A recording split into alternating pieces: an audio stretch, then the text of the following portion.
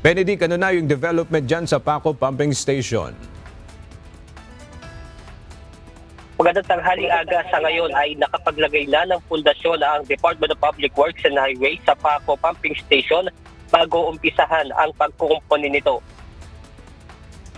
Natapos na rin ng DPWH ang paggawa ng stop plug o ang bakal na magsisilbing harang para hindi pumasok ang tubig mula sa Manila Bay kapag high tide. Sa ngayon ay pansamantala munang aalisin ang isang istruktura mula sa isang pribadong kumpanya para mailapit ang crane na bubuhat sa stop plug. Ayon sa project manager ng DPWH, inaasahang sa loob ng 2 linggo ay matatapos ang pagkakabit ng naturang pangharang. At kung sakali namang may pagbaha sa komunidad, papaanda rin ng Metropolitan Manila Development Authority ang pumping station sa Maynila para hindi maipon ang tubig. Samantala, kaninang alas 8 naman ng umaga ay ininspeksyon din ng MMDA o nina MMDA Chairman Artes at DPWH Secretary Dizon ang Tartar Creek sa Las Piñas City. Ayon sa MMDA, mula nang ilunsad ang offline kontrabaha noong Nobyembre, sa loob pa lamang ng 10 araw ay nasa 2,000 cubic meters na ng lupa ang naalis sa creek.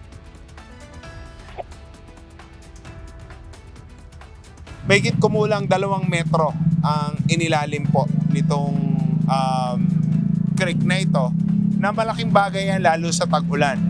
Nag-increase na yung carrying capacity ng creek, bumilis pa yung daloy ng tubig para mailabas papunta sa Las Piñas River.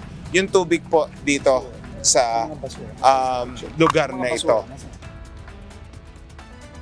Ayon naman kay Public Works and Highway Secretary Vince Dizon, makikipag-ugnayan sila sa Department of Environment and Natural Resources para naman sa pag-aalis ng mga puno na umaharang sa daluyan ng tubig.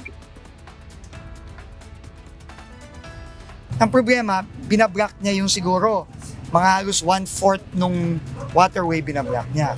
So makikipag-usap kami ngayon sa DENR para pag-usapan, pwede ba nating i-clear na rin yon.